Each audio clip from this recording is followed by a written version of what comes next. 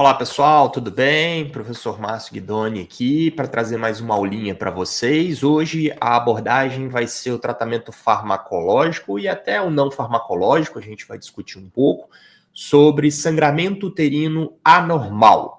Para quem não me conhece, eu sou farmacêutico bioquímico, tenho doutorado na área de ciências farmacêuticas com foco na farmacologia. Então, meu objetivo aqui é trazer informação e conhecimento técnico para você que é profissional da área da saúde ou você que é estudante de medicina, farmácias, áreas envolvidas na saúde. Então, sem perder muito tempo, nós vamos começar a falar sobre tratamento farmacológico, principalmente nos sangramentos uterinos considerados anormais, né? Naquelas mulheres que têm o chamado escape ou um volume de sangramento maior. Começar com as definições, que é importante para a gente, né, nortear esses conceitos. Bom, o ciclo menstrual normal, ele tem, em média, 28 dias. Esse seria o ciclo normal, na maioria das mulheres. Ele pode ser um pouco menor e um pouco maior. Dentro da definição, para ver se ele está anormal ou não, se esse sangramento está diferente do que é o normal, ou seja, dentro daquela curva gaussiana da normalidade, abaixo de 24 dias ou acima de 32 dias, né, no ciclo, o controle da paciente, a gente já considera algum tipo de alteração que a gente vai começar a investigar qual é. O que chama a atenção da mulher quando ela percebe esse sangramento anormal? O tempo de sangramento é prolongado, geralmente em torno de 4 a 5 dias, diminuindo progressivamente, na hora que o endométrio vai descamando naturalmente. Porém, quando persiste por mais do que 8 dias, isso já acende o alarme.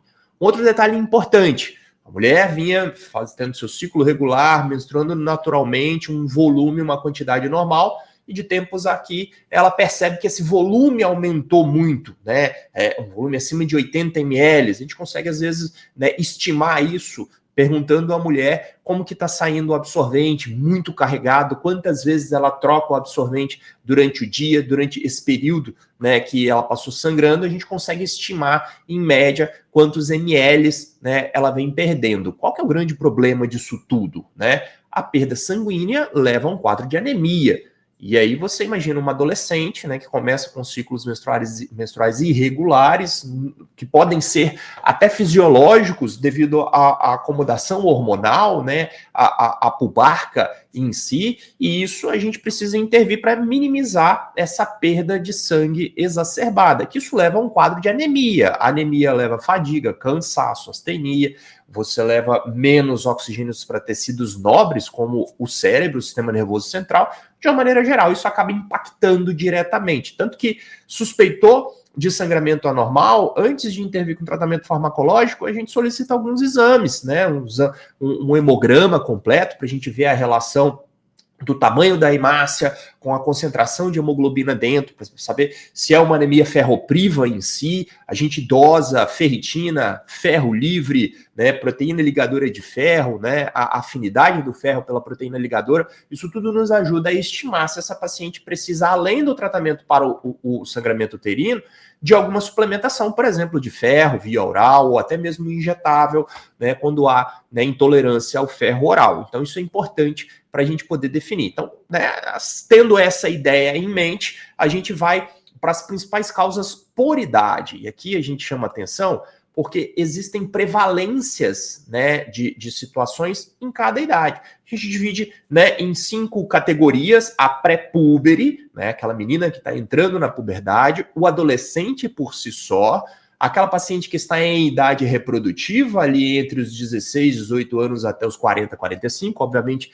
dependendo de cada paciente. A perimenopausa, aquele momento em que os folículos começam a ficar, os folículos secundários começam a ficar escassos e a anovulação fica mais frequente.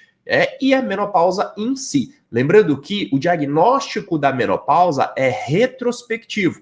Ou seja, a mulher precisa ficar pelo menos um ano sem menstruar, para você dar definitivamente o diagnóstico de menopausa. Então a gente tem esse período antes dela entrar na menopausa, que ela pode ter alguns escapes normais, naturais, períodos de anovulação, né, que pode variar de 2, 3 meses, aí ela ovula, depois mais 2, 3 meses menstrua, então esse período ele pode, né, variar um pouco, mas a menopausa em si, a gente faz o diagnóstico retrospectivamente, um ano sem nenhum ciclo anovulatório, sem nenhum tipo de menstruação, aí sim ela está na menopausa. E esse período após, né, o diagnóstico da menopausa, nós chamamos de pós-menopausa. Então, algumas causas principais na pré-púbere são vulvovaginites, às vezes, né, corpo estranho, né, pode acontecer, por isso que o exame especular é importante, ou o exame, né, físico é importante para saber se tem algum corpo estranho ali que está causando uma irritação e fazendo sangramento, né, puberdade precoce e tumor menos frequente.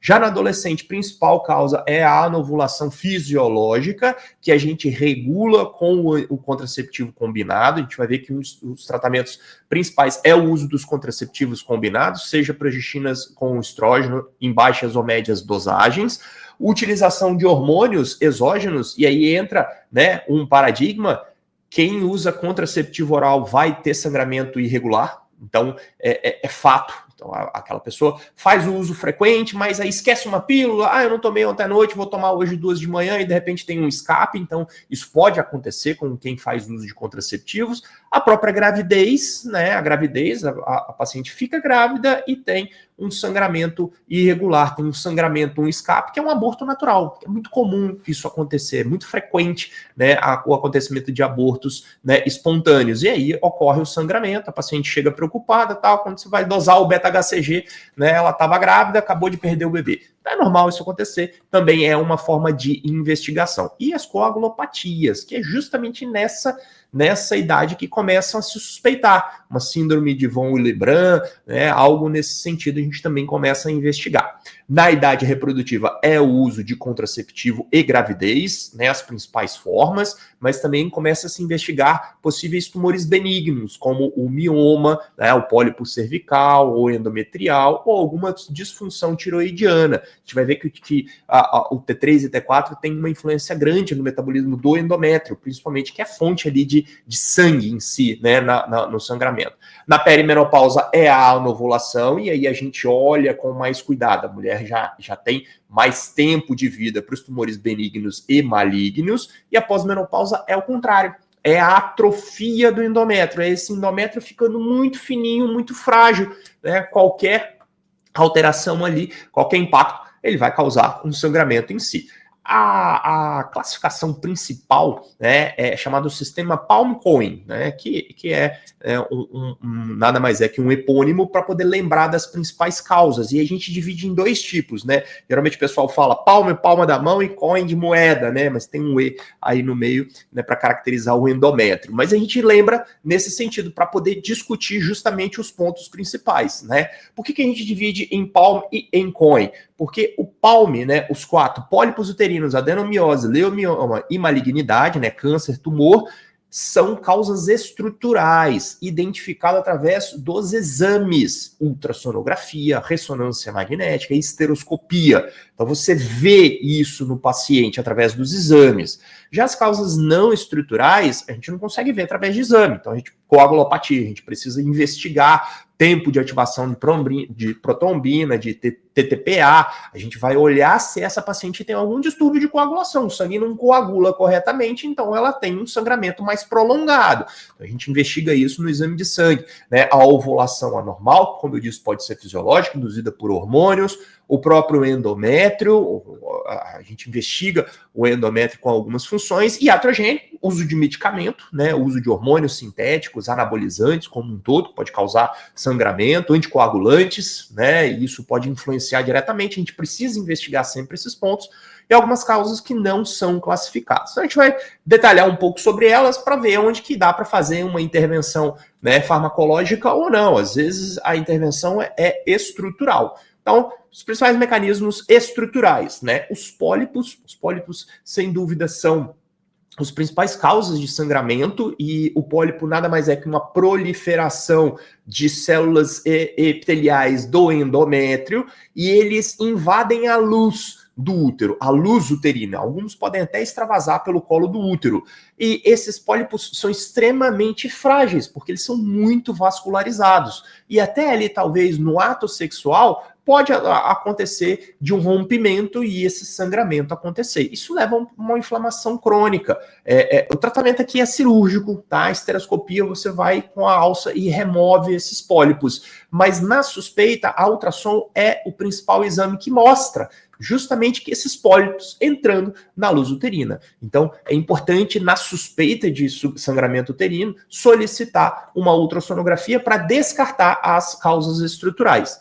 Adenomiose. Adenomiose é o endométrio entrando no miométrio. Endométrio, a parte nutridora com vaso sanguíneo, e em volta do endométrio tem o músculo liso, que faz a contração uterina. Então, é quando células endometriais adentram ao tecido muscular, o miométrio. Isso é muito comum em mulheres que fazem cesariana. Também pode ser uma causa de sangramento. Aqui tem duas opções: o tratamento farmacológico com os hormônios sintéticos, contraceptivos combinados, ajudam a controlar o progestágeno, fazendo oposição ao estrógeno, é fundamental. Ou em situações mais intensas, com volume muito grande, uma adenomiose, né, difusa, a esterectomia é uma das opções. Lembrando que sempre é viável avaliar se a paciente tem desejo ou não de ter mais filhos, né, de gerir mais prole, para poder indicar o tratamento cirúrgico. O leiomioma é um tumor benigno, tá, do miométrio. Então, é onde você tem uma tumoração, crescimento de célula normal, restrito, tá? Fica localizado no miométrio, tá? Isso também pode levar a sangramentos, né? Porque há um aumento do fator de crescimento vasoendotelial, aumento da vascularização superficial. E a gente classifica de acordo com o tamanho e a localização desse mioma, né? Leiomioma e mioma são sinônimos. Ele pode ser intramural, porque ele fica restrito dentro do miométrio. Ele pode estar entre o miométrio e o endométrio, a gente chama de submucoso, às vezes ele até faz uma protuberância na luz uterina, ou subseroso, ele fica entre o miométrio e ali fazendo, né, o contorno com a região serosa ali do útero. Isso também é identificado por ultrassonografia, né, com muita facilidade. Aí fica a opção. Uma cirurgia para remover o mioma, ela é sempre de risco, porque o mioma é muito vascularizado, o paciente pode ter um sangramento não controlável, e aí a necessidade de remoção do útero como um todo.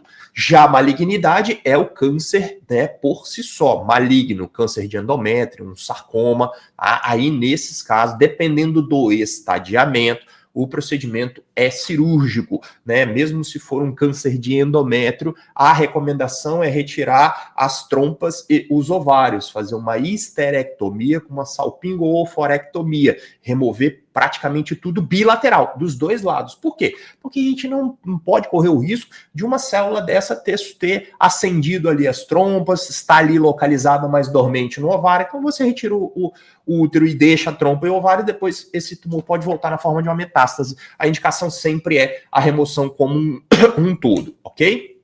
E as causas não estruturais, né?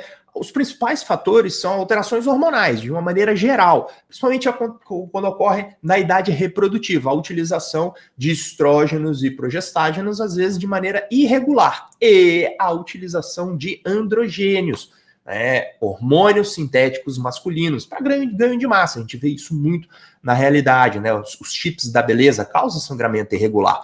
A mulher também tem esses detalhes, né? Isso pode ter alterações locais na produção de prostaglandinas, que fazem a contração uterina. Excesso de prostaglandina pode gerar a contração irregular do miométrio e aí leva a um escape.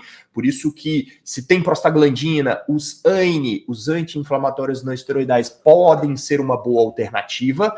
Tanto que, se é uma anovulação anormal e a gente suspeita de uma cólica muito forte e um prolongamento da menstruação por 8 dias, a utilização do anti-inflamatório não esteroidal consegue diminuir esse tempo, consegue amenizar as dores por conta, né, do efeito na ciclooxigenase, inibindo a formação de mais prostaglandinas e diminuindo essa contração uterina que leva a um sangramento maior. A gente vai discutir isso um pouco mais à frente. E sempre desconfiar de distúrbios da coagulação. Sempre desconfiar de distúrbios da coagulação. Vamos discutir sobre eles. Vamos falar um pouco sobre as coagulopatias, né, que é comum em adolescentes, porque justamente é onde você começa a identificar os principais fatores.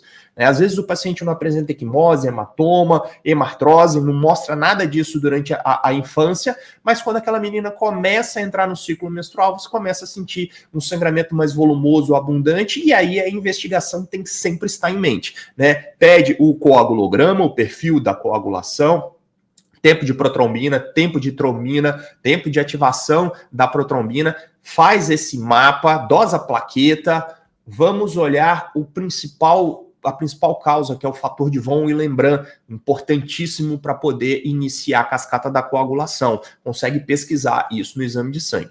Os fatores ovulatórios, né, os distúrbios da ovulação, né, em regra, a cada 28 dias, né, 14 dias antes da menstruação, o pulso de LH, estimulado pelo aumento pulsátil também do estrógeno, leva à ovulação. Um óvulo tem que sair lá do ovário, acender as trompas e estar disponível para que ocorra a fecundação. Se essa fecundação não ocorrer, depois de 14 dias, o endométrio preparado desaba pela contração do miométrio. É o que a gente espera. Pode acontecer desse óvulo não conseguir sair, ou ele ser liberado e não é pescado pelas fímbrias das trompas. E aí você não ovula. A falta da chegada do óvulo, a maturação do corpo lúteo, pode causar alterações no ciclo, prolongar esse ciclo, tornar o endométrio mais volumoso, e aí a parte mais externa, né, próximo da luz, começa a sofrer necrose e descamação, e você começa... O endométrio está gigantão, né? O corpo lúteo não está conseguindo produzir a progesterona para opor a ação do estrógeno, e aí ele acaba descamando de forma irregular. Isso também é importante e também é uma das principais causas das adolescentes e o início da vida adulta, ok? A gente consegue controlar isso utilizando os contraceptivos orais, porque eles vão controlar, manter os níveis de hormônios controlados. Suspendeu o contraceptivo, ocorre a descamação do endométrio, menstruação normal. Voltou com o contraceptivo oral, ele volta a formar um endométrio novo. Então você consegue regular o ciclo e manter esse sangramento por controle. Causas endometriais, né, é importante também. E aí o distúrbio é nas prostaglandinas, justamente porque fazem a contração para a expulsão do endométrio. Causas iatrogênicas, como a gente viu, utilização de DIU de cobre, alguns anticoagulantes, anabolizantes, fármacos que reduzem, né, a concentração de estrógeno e progesterona, alguns anticonvulsivantes, como o ácido valproico, alguns antipsicóticos que podem alterar o ciclo, gerar a menorreia, né? Os antipsicóticos de primeira e de segunda geração, que são ativos bloqueadores da dopamina, isso pode levar a uma situação de hiperprolactinemia e isso alterar o ciclo. Então, isso tudo tem que ser muito bem esmiuçado ali durante a anamnese do paciente. Tem que investigar tudo, não pode negligenciar porque são várias causas. E ainda a gente traz o que não está incluso, né, no Palm Coin como um todo, né? Amiloidose, não, aumento do volume uterino e do fluxo, né? Insuficiência hepática. Eu sei que é mais difícil disso acontecer, mas tem que desconfiar. O paciente tem cirrose, é insuficiente hepático e está tendo sangramentos. Pode ser que o fígado não está conseguindo conjugar o estrógeno e eliminar pela via biliar. E aí o estrógeno fica circulante, o endométrio fica sempre hipertrofiado e ocorre o sangramento. Da mesma forma na insuficiência renal, no hipotiroidismo, dosar o TSH e ver a relação do T3 e T4, T3 reverso, e disfunções adrenais, porque altera o equilíbrio de cortisol e aldosterona. É óbvio que são mais raros, né? Obviamente são bem mais raros, mas quando você esgota todas as possíveis causas, você concentra o foco nesses sentidos, tá? Vamos então falar um pouquinho sobre o tratamento, aonde a gente dá para usar tratamento medicamentoso ou não. O pólipo é a polipectomia, né? Geralmente por esteroscopia. Esteroscopia é uma câmerazinha, né? Uma sonda que você entra através do colo do útero, você consegue ver, né? Tudo, injeta ar ou água, né? Para poder distender o útero, e você consegue ver o pólipo e vai com uma alça, né? Uma alça de cauterização, e remove o pólipo e já cauteriza. Então o tratamento é cirúrgico. Na adenomiose, que é o endométrio no miométrio, comum em mulheres que fazem cesariana, o tratamento é com anti-inflamatório não esteroidais se tiver cólica e contração, por isso que está sangrando, né? Esse paciente relata isso, e aí a gente vai ver quais são os anti-inflamatórios, e os contraceptivos ou o Dilmirena, o Dil que leva um progestágeno, consegue controlar muito bem e melhor. Em casos mais graves, né, a esterectomia é a indicação, mas tudo isso passa através de uma conduta, tá? O mioma é um pouco mais complicado, né? Um tumor benigno do miométrio. Você tem que ver a localização, né? E o tamanho e a idade da paciente, se a paciente tem desejo reprodutivo ou não. Se tiver desejo reprodutivo, a indicação é da miomectomia, remoção desse mioma, porém, é uma cirurgia de risco, porque leva a um sangramento muito intenso. Então, isso o médico sempre, o cirurgião sempre avalia a possibilidade de fazer ou não. Agora, se não tem desejo mais reprodutivo e o mioma está em dimensões grandes, às vezes até palpável no exame físico, a indicação é a esteroscopia, né, perdão, a esterectomia para remoção desse tumor e aí a retirada, né, do útero como um todo, né? E os tratamentos medicamentosos? Os hormonais são os principais para regular o ciclo, né, anovulatório. Os contraceptivos orais combinados são as melhores opções, utilizando o etinil estradiol, entre 30 e 35 microgramas, e associada a uma progestina, né, uma progestina sintética. Aí a progestina depende se você quer uma com ação antiandrogênica, se você quer com uma ação, né, em baixas doses, com menos efeitos adversos. O contraceptivo oral regula o ciclo, mantém o endométrio sempre viável no seu desabamento e na sua formação. Esse é o tratamento principal para suspeita de anovulatório. Se o sangramento é agudo, você pode fazer altas doses de etinil estradiol durante um período de 7 dias para conter esse sangramento e depois regular o ciclo com o tratamento combinado. Dá para usar só o progestágeno, né, via oral ou injetável, a medroxprogesterona é a melhor opção, tá? E também a utilização do sistema intrauterino, do DIU, né, do DIU hormonal, né, contendo levonorgestrel. Dilmirena ajuda muito nesse controle.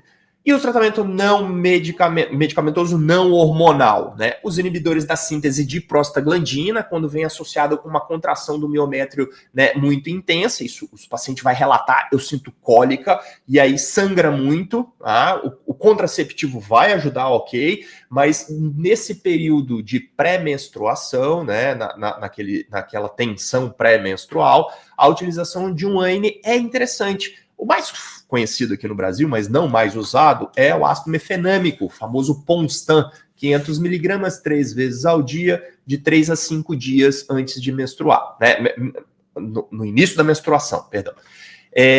Eu gosto muito do piroxicam, né? O piroxicam, ele é mais interessante porque quando a mulher está chegando próximo, né, ao ciclo menstrual, óbvio que ela tem que controlar isso na sua tabelinha, se for um ciclo regular, ela inicia a utilização do piroxicam 20mg, um comprimido ao dia, durante 5 dias. E ele faz um efeito por até 8 dias. Pô, mas como isso acontece? A meia-vida do piroxicam é grande, 60 horas.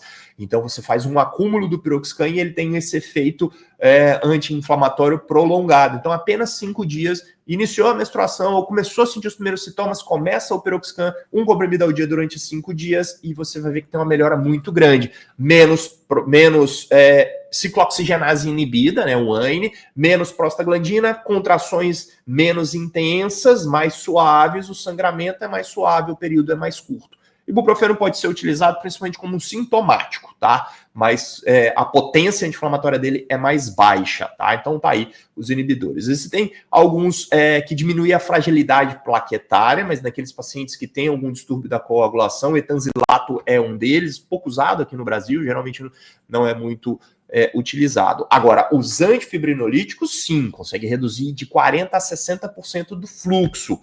Ácido amino capróico ou ácido tranexâmico, esse é muito utilizado. Esse a gente precisa conhecer. O ácido tranexâmico é Padrão ouro para sangramento irregular, agudo principalmente, porque ele diminui a ação da fibrina, que vai degradando, né, os trombos formados. Então, ele diminui o risco de degradação dos trombos. Então, ele faz um efeito antifibrinolítico, melhora, estabiliza o trombo, mas muito, muito, muito bom.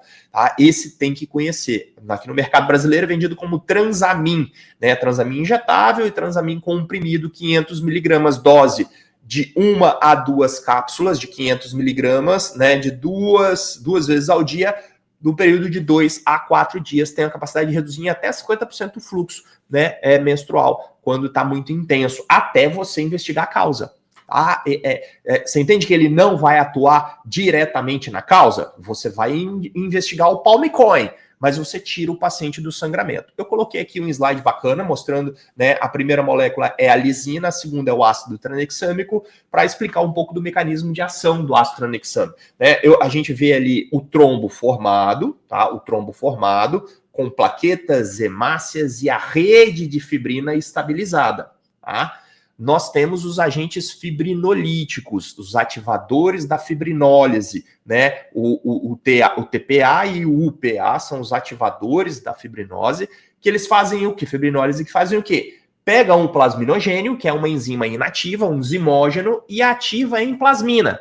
A plasmina, que é uma enzima, chega no trombo e identifica os resíduos de lisina. A fibrina, quando ela se forma, proteína terciária, ela deixa vários resíduos de lisina expostos.